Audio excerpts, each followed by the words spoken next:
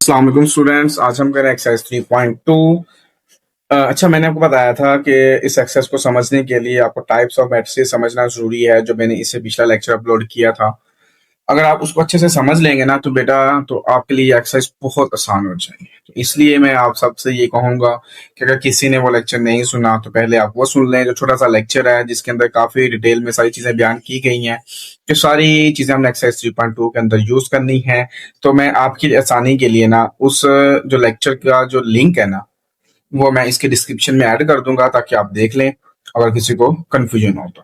इस एक्सरसाइज को स्टार्ट करते हैं। इसमें क्वेश्चन नंबर 1 दिया हुआ है, from the following matrices identify. हमने आइडेंटिफाई करना है, हमने हाईलाइट करना है, हमने देखना है, उसको सेपरेट करके बताना है कि यूनिट मैट्रिसेस कौन से हैं, रो मैट्रिक्स कौन से हैं, इसमें कॉलम कौन कौन से हैं और नल कौन कौन से। पहले मैं इनको सबको दोबारा बता देता हूँ, चलिए आपको समझ आ जाए अच्छे से। पहली चीज है मेरे पास यहां पर यूनिट, दूसरा मेरे पास है यहां पर रो,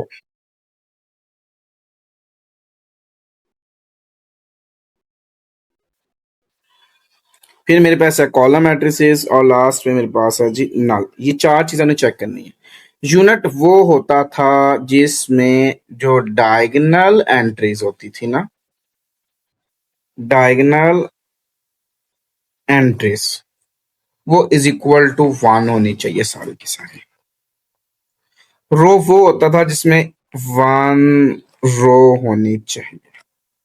कॉलम वो होता था जिसमें 1 कॉलम होना चाहिए। नल वो होता था जिसमें ऑल एंट्रीज क्या होनी चाहिए थी, इज इक्वल टू 0 होनी चाहिए। तो लो जी, पहले तो हम इसको देखते हैं जी, इस यूनिट को, कि यूनिट कौन कौन सा है।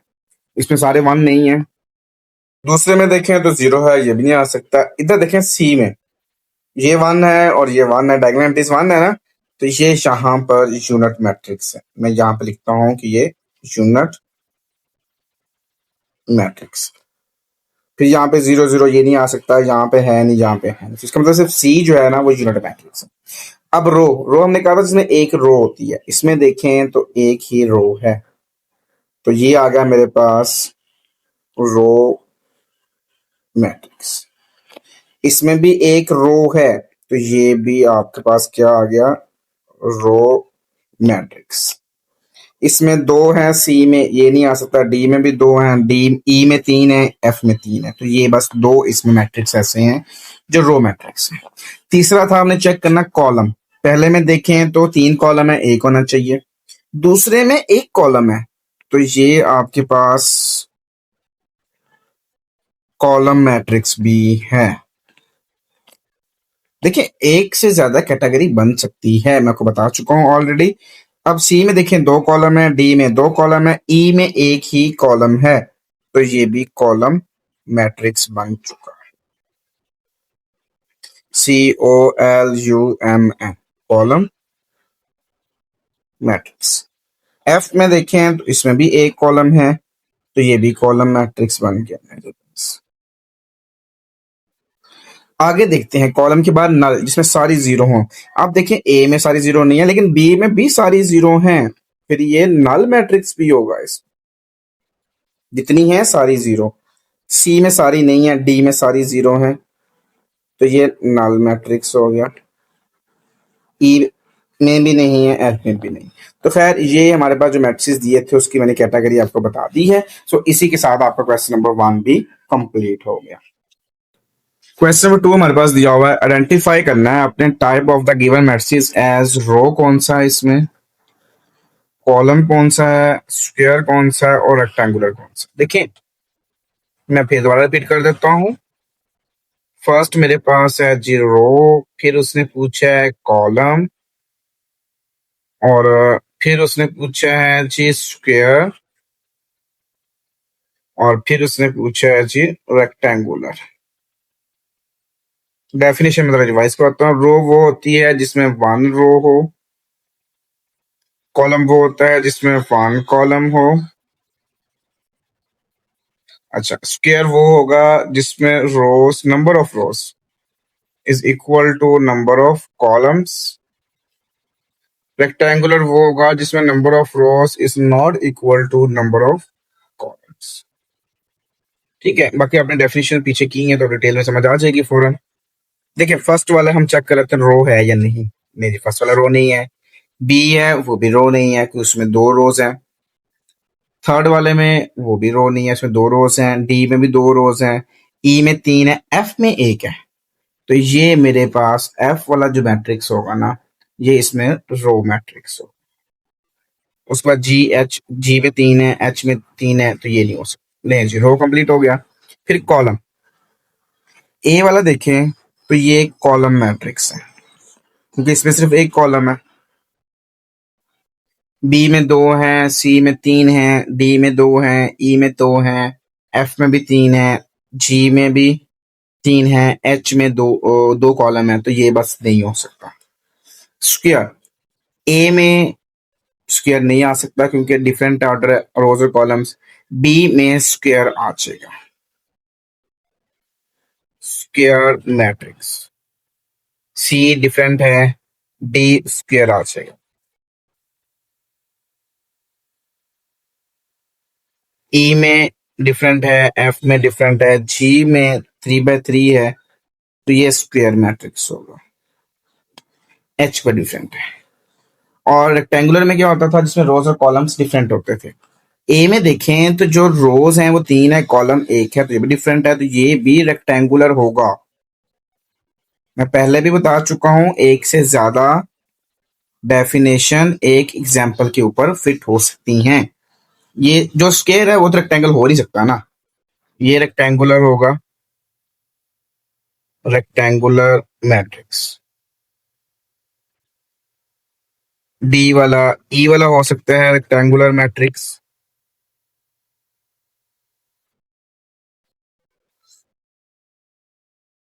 जी वाला नहीं हो सकता, एच वाला रेक्टेंगुलर मैट्रिक्स है क्योंकि इसमें तीन रोज हैं और दो इसमें कॉलम है।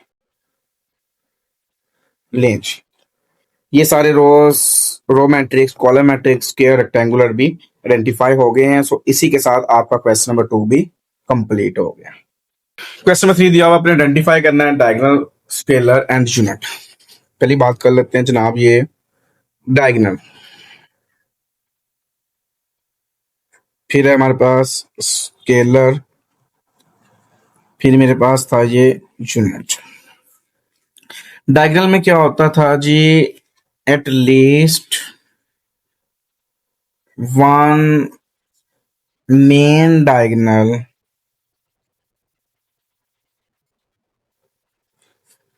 entries is not equal to 0। ठीक है। स्केलर में क्या होता था जी, main diagonal entries are same. Okay, and not equal to 0 and 1। Unit में क्या होता था, वो स्केलर होता था, या ये कह लेते हैं चले main diagonal entries are is equal to 1। तो खैर यहाँ पे अप्लाई कर लेते हैं पहले हम डायगोनल। ये सारे मैट्रिसेस ही डायगोनल हैं। क्यों, इसमें डायगोनल एंट्रीज नॉन जीरो है, ये डायगोनल है, ये भी डायगोनल है, ये भी डायगोनल है, ये भी डायगोनल है, और लास्ट वन भी डायगोनल है। अब स्केलर में देखें तो ये सेम है, बट ये 1 1 है। ये सेम है तो ये स्केलर में आ जाएगा। ये डिफरेंट है, नहीं आ सकता, ये भी डिफरेंट है, नहीं आ सकता। ये सेम है तो ये स्केलर में आ जाएगा। अब जो ए है ना, वो सिर्फ आपके साथ यूनिट होगा, बाकी इसमें कोई भी यूनिट मैट्रिक्स नहीं है।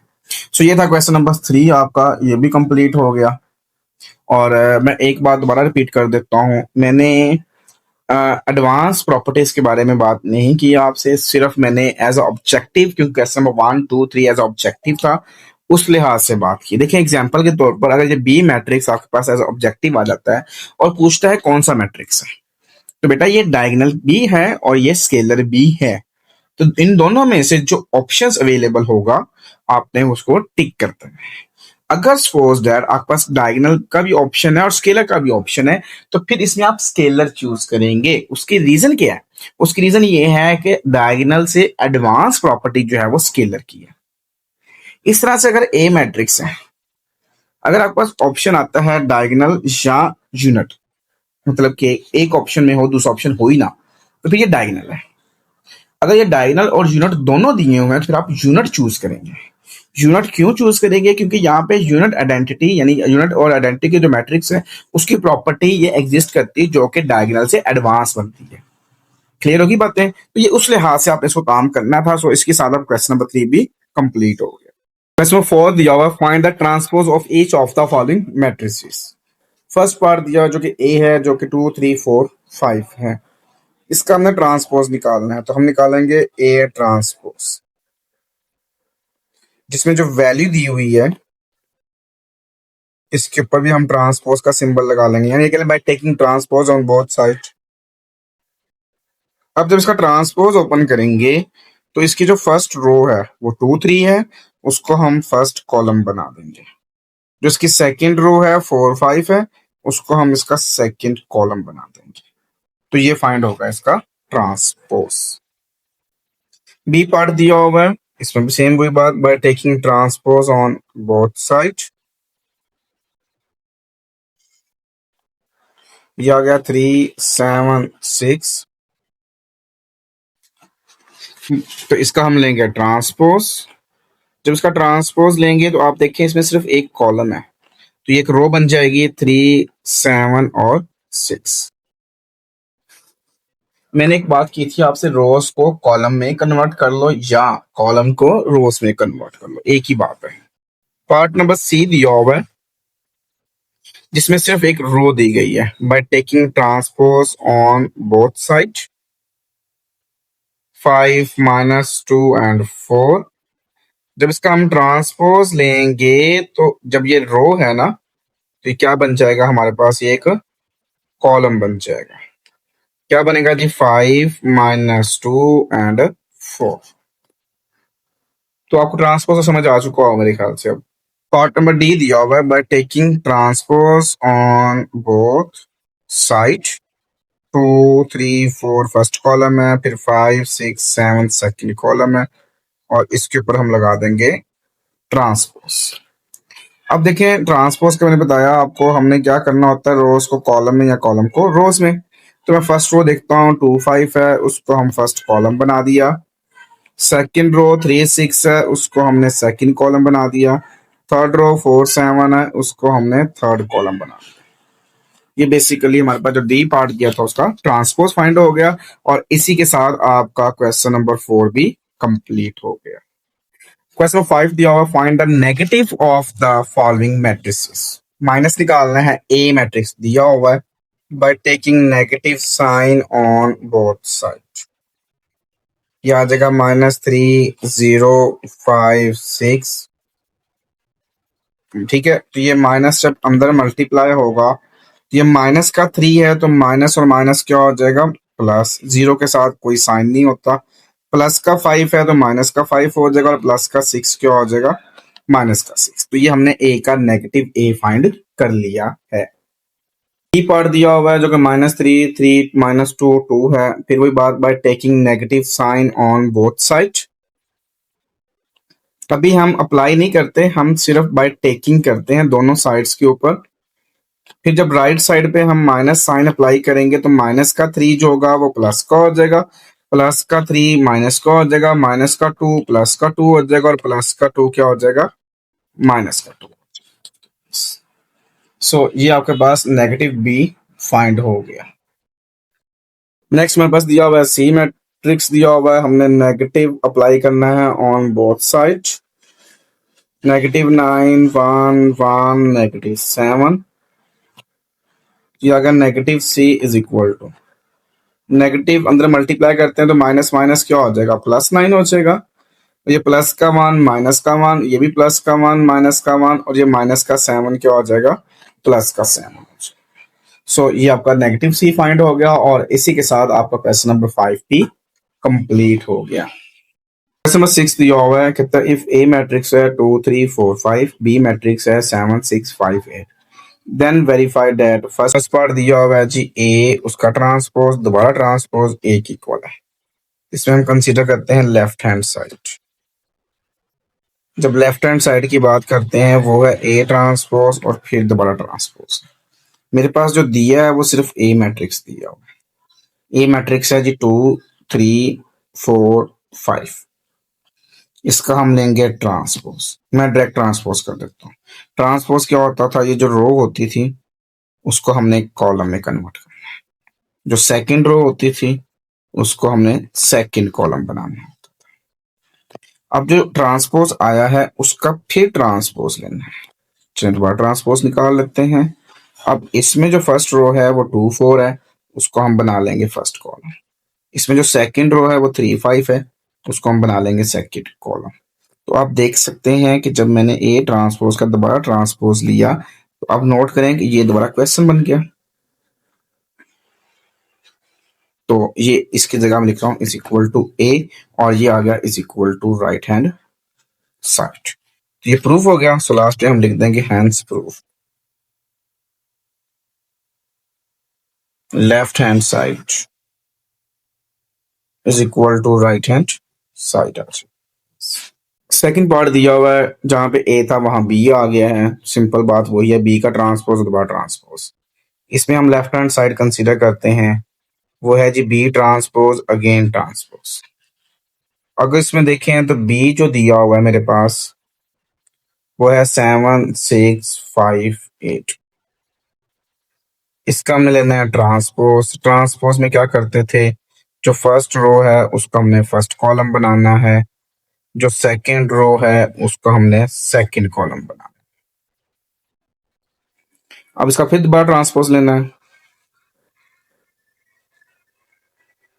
अब इसमें फिर क्या करेंगे ये जो फर्स्ट रो है उसको हमने फर्स्ट कॉलम में कन्वर्ट कर देना है। जो सेकंड रो है उसको हमने सेकंड कॉलम में कन्वर्ट कर। अब देखें तो दोबारा फिर वही क्वेश्चन बन गया जो हमने स्टार्ट में दिया हुआ था बी के इक्वल। तो यहाँ पे हम लिखेंगे कि बी जब ट्रांसपोज का गेन ट्रांसपोज किया तो वो बी ही आया और ये बन गया is equal to right hand side. So last पे हम लिखेंगे hence proved left hand side is equal to right hand side. और इसी के साथ आपका क्वेश्चन नंबर 6 भी कंप्लीट हो गया। क्वेश्चन नंबर 7 देखें इसमें लिखा है शो दैट एक एल मैट्रिक्स दिया होगा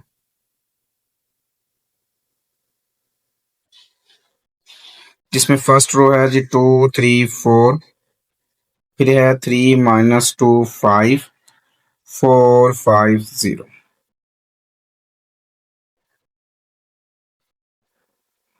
कहता प्रूव करना है सिमेट्रिक है। सिमेट्रिक के बारे में हमने प्रॉपर्टी पढ़ी थी कि अगर एक मैट्रिक्स ए है ना तो उसका अगर ट्रांसपोज लें तो वो ए के इक्वल ही आए। तो यहाँ एल है जब इसका ट्रांसपोज लेंगे तो आंसर एल आना चाहिए। तो ये हमने इसके अंदर प्रूव करना है। मैं यहाँ पर लिख भी देता हूँ आपको कि L transpose is equal to L आना चाहिए। ठीक है बात क्योंकि एल नाम है उसका। तो यहाँ पर जो दिया हुआ है हमारे पास तो इसका हम लेते हैं ट्रांसपोज। मैं आपकी आसानी के लिए ये कर सकता हूँ इसमें इस भी में by taking transpose on both side कर लेते हैं। तो ये आ गया 2 3 4 3 -2 5 4 5 0। अभी मैंने इसका ट्रांसपोज फाइंड नहीं किया सिर्फ ट्रांसपोज लगाया है। तो यहां से एल ट्रांसपोज निकालते हैं। इसमें फर्स्ट रो देखें 2 3 4 है उसको मैंने कॉलम बना दिया। सेकंड रो 3 -2 5 है इसको सेकंड कॉलम बना लिया। थर्ड है 4 5 0 इसको मैंने थर्ड कॉलम बना दिया। तो आप देख सकते हैं ये तो दोबारा क्वेश्चन आ गया मेरे पास। 2 3 4 फर्स्ट बन गया, 3 - 2 5 4 5 0। सो लास्ट में लिखेंगे hence given matrix L is a symmetric matrix. इसके साथ आपका क्वेश्चन नंबर 7 भी कंप्लीट होगा और साथ आपके एक्सरसाइज 3.2 भी कंप्लीट हो गई।